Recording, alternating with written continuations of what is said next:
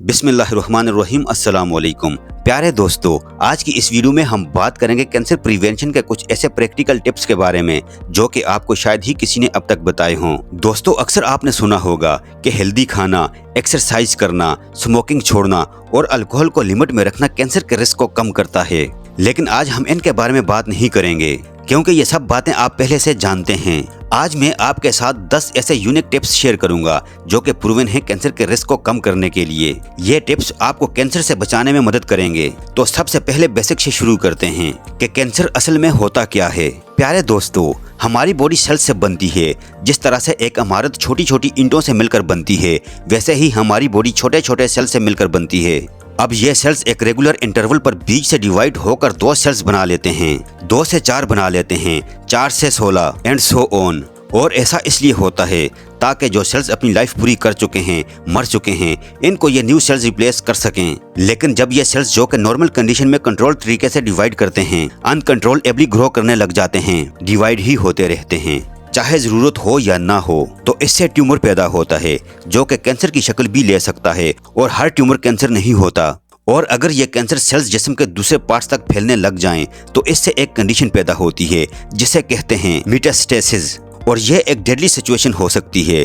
दोस्तों, वैसे तो कैंसर की कई इकसाम हैं, लेकिन सबसे कॉमनली जो देखे जाते हैं वो हैं lung cancer, breast cancer, colon cancer और प्रोस्टेट कैंसर। तो यह है एक छोटा सा इंट्रोडक्शन कैंसर का कि कैंसर क्या होता है और कैसे पैदा होता है। अब आइए देखते हैं कुछ ऐसे प्रैक्टिकल टिप्स जो कि कैंसर से बचने में एक बहुत ही बड़ा रोल प्ले कर सकते हैं। तो सबसे पहला टिप जो मैं आपको देना चाहूंगा दोस्तों, वो है इंटरमिटेंट फास्टिंग को अपनाने का। देखिए, हमारी बॉडी अपने सेल्स को रेगुलरली रिन्यू करती रहती है। पुराने सेल्स डेड हो जाते हैं और नए सेल्स पैदा होते रहते हैं, लेकिन कभी कभी डैमेज सेल्स बॉडी में ज्यादा एक्यूमुलेट होने लगते हैं, जिससे आगे चलकर कैंसर का रिस्क बढ़ सकता है। और यहीं पर फास्टिंग का रोल सामने आता है। जब आप फास्टिंग करते हैं तो बॉडी एक प्रोसेस को एक्टिवेट करती है जिसे ऑटोफेजी कहते हैं, यानी बॉडी इन डैमेज सेल्स को जो कि बॉडी में इकट्ठा हो रहे हैं खुद ही खा जाते हैं। ये प्रोसेस कैंसर प्रिवेंशन में एक इम्पोर्टेंट रोल प्ले करता है। तो कैंसर से बचने के लिए एज अ प्रिवेंटिव मेजर आप इंटरमिटेंट फास्टिंग जरूर किया करें,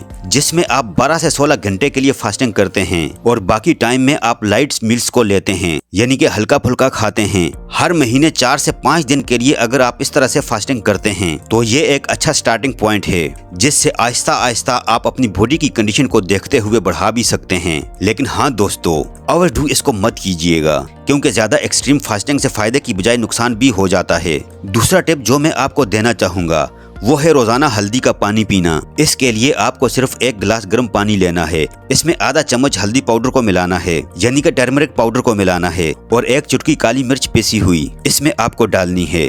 हल्दी के अंदर पावरफुल एंटी कैंसर प्रॉपर्टीज होती हैं जो कि आपकी बॉडी के सेल्स को प्रोटेक्ट करने में आपकी हेल्प करती हैं और कैंसर के रिस्क को कम कर देते हैं। प्यारे दोस्तों, तीसरा टिप है ग्रीन टी का यूज करना। ग्रीन टी एक बहुत ही जबरदस्त और कॉमन चीज है जो बहुत सारे लोग इस्तेमाल करते हैं, लेकिन क्या आप जानते हैं कि इसमें एक स्पेशल कंपाउंड होता है जिसे EGC कहते हैं, जो कि कैंसर प्रिवेंशन में बहुत इफेक्टिव रोल प्ले करता है। ये सेल्स के अंदर उन प्रोसेसेस को टारगेट करता है जो कि एबनॉर्मल सेल्स ग्रोथ करने के लिए रिस्पॉन्सिबल होते हैं। रोजाना 2 से 3 कप ग्रीन टी पीना एक छोटी सी आदत है जो कि कैंसर प्रिवेंशन के साथ साथ और भी कई सारे फायदे आपको देती है। वैसे अगर आप ग्रीन टी नहीं पीते तो रोजाना 400 से 800 मिलीग्राम ग्रीन टी एक्सट्रैक्ट का सप्लीमेंट भी आपको अच्छे रिजल्ट दे सकता है। लेकिन ग्रीन टी एक्सट्रैक्ट को हमेशा आपको ख्याल से लेना चाहिए और रिकमेंडेड डोज नहीं लेना चाहिए, क्योंकि ज्यादा लेने से ये कई बार नुकसान दे जाता है। इसलिए मैं रिकमेंड करूंगा कि अगर ग्रीन टी आप पी सकते हैं तो इसको ही पी लीजिए।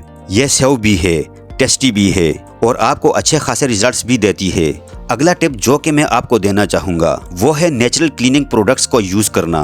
देखिए, आजकल हम अपने घर की साफ सुथराई रखने के लिए बहुत सारे केमिकल बेस्ड क्लीनिंग प्रोडक्ट्स को इस्तेमाल करते हैं, चाहे वो टॉयलेट क्लीनर्स हों, बाथरूम क्लीनर्स हों, मॉप लगाने वाला फनल हो या कुछ और हो। बहुत सारे कन्वेंशनल क्लीनिंग प्रोडक्ट्स है जो कि हम अपने घरों में यूज करते हैं। इनमें फॉर्मल्डिहाइड और बेंजीन जैसे कार्सिनोजेनिक केमिकल्स होते हैं जिनका लॉन्ग टर्म एक्सपोजर कैंसर के के रिस्क को बढ़ा देता है। इसलिए घर की सफाई करने के लिए इन क्लीनिंग प्रोडक्ट्स को आप यूज करना ही चाहते हैं तो इसमें ऐसी चीजें लीजिए, ऐसे प्रोडक्ट लीजिए जिसके अंदर ये फॉर्मल्डिहाइड और बेंजीन ना हो, या फिर इनकी जगह पर आप नेचुरल घर पर चीजें बना सकते हैं, जैसे कि विनीगर और बेकिंग सोडा की मदद से आप नेचुरल क्लीनर्स बना सकते हैं। ये काम भी अच्छा करता है और इसका कोई नुकसान भी नहीं है। अगली टिप जो कि बहुत ही इम्पोर्टेंट है, आपको ध्यान में रखनी चाहिए, वो है प्लास्टिक के कंटेनर्स, यानी कि प्लास्टिक के बर्तन वगैरह। खाने पीने के लिए आप प्लास्टिक के बर्तन वगैरह कभी भी यूज ना करें। प्लास्टिक के कंटेनर्स में BPA और फेलेट्स जैसे केमिकल्स होते हैं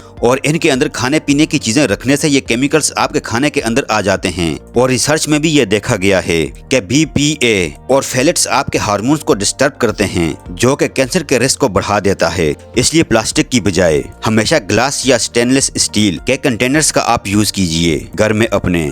इनफैक्ट आजकल बहुत ही कॉमन प्रैक्टिस होती जा रही है गर्म खाने को या फिर चाय को प्लास्टिक की पन्नी के अंदर पैक कर देना। ये तो दोस्तों और भी ज्यादा नुकसानदेह होता है, खतरनाक होता है, क्योंकि हीट से हार्मफुल केमिकल्स और भी ज्यादा रिलीज होते हैं। तो इसलिए प्लास्टिक को छोड़िए, ग्लास और स्टेनलेस स्टील को यूज कीजिए। छठा टिप है रात के टाइम पे ब्लू लाइट एक्सपोजर को लिमिट करना। और ये ब्लू लाइट क्या होती है? ब्लू लाइट वो रेज हैं जो कि किसी भी स्क्रीन से निकलते हैं, चाहे वो मोबाइल हो, लैपटॉप हो, टैबलेट हो या कंप्यूटर हो। ये सब चीजें ब्लू लाइट को एमिट करती हैं। ये ब्लू लाइट आपकी बॉडी के मेलाटोनिन प्रोडक्शन को रोक देती है। मेलाटोनिन एक इम्पोर्टेंट हार्मोन है जो कि नींद लाता है, आपकी बॉडी को रिपेयर करता है और कैंसर प्रिवेंशन में आपकी मदद करता है। और इसीलिए रात को ज्यादा देर तक टीवी या फिर मोबाइल देखने से नींद कम आती है और कैंसर का रिस्क भी बढ़ जाता है। इसका सॉल्यूशन है कि सोने से 1 से 2 घंटा कबल आप स्क्रीन देखना बंद कर दीजिए, ताकि आपका मेलाटोनिन नेचुरली वर्क कर सके, आपको नींद अच्छे से आए और लॉन्ग टर्म में कैंसर का रिस्क भी कम हो जाए। 7 टिप है जले हुए या फिर ज्यादा तेज सीखे हुए खाने को नहीं खाना चाहिए। अक्सर हम ज्यादा सीखी हुई रोटियां, ज्यादा सीखा हुआ ग्रिल्ड चिकन या कबाब वगैरह खाते हैं, वो ज्यादा सीख जाते हैं। ये हम शौक में कई बार इनको ज्यादा सिखवा लेते हैं। ये टेस्ट में तो शायद आपको अच्छे लगते होंगे, लेकिन इनके अंदर HCA और PAH नाम के कुछ ऐसे हार्मफुल केमिकल्स बन जाते हैं जो कि कार्सिनोजेनिक होते हैं। ये केमिकल्स साइंटिफिकली प्रूवन हैं बॉडी के अंदर सेल्स को स्टिमुलेट करने के लिए और कैंसर के पैदा होने के लिए। इसलिए अगर खाना जला हुआ है तो इस जले हुए पोर्शन को आप निकाल कर अलग कर दीजिए और बाकी हिस्सा जो है वो आप खा सकते हैं। अगला टिप जो मैं आपको देना चाहूंगा दोस्तों, वो है मॉडरेट सन एक्सपोजर को अपनी रूटीन में शामिल करना, ताकि आपकी बॉडी विटामिन डी की कमी को पूरा कर सके। देखिए, विटामिन डी सिर्फ बोन्स के लिए ही नहीं, यानी कि हड्डियों के लिए ही नहीं, बल्कि आपके इम्यून सिस्टम के लिए भी इसेंशियल होता है। स्टडीज में पाया गया है कि विटामिन डी डेफिशिएंसी से कुछ स्पेसिफिक कैंसर का रिस्क भी बढ़ सकता है, जैसे कि ब्रेस्ट कैंसर और कोलन कैंसर। इसलिए रोजाना 15 से 20 मिनट के लिए सनलाइट में अपना टाइम स्पेंड करना, स्पेशली सुबह सुबह के वक्त, आपके लिए बहुत ही बेनिफिशियल होता है। अगर आप आउटडोर जाने के लिए टाइम कई बार नहीं निकाल पाते तो आप रोजाना 1000 से 2000 international units vitamin D supplements को भी ले सकते हैं। लेकिन हाँ, नेचुरल सनलाइट जो है वो बेस्ट होती है।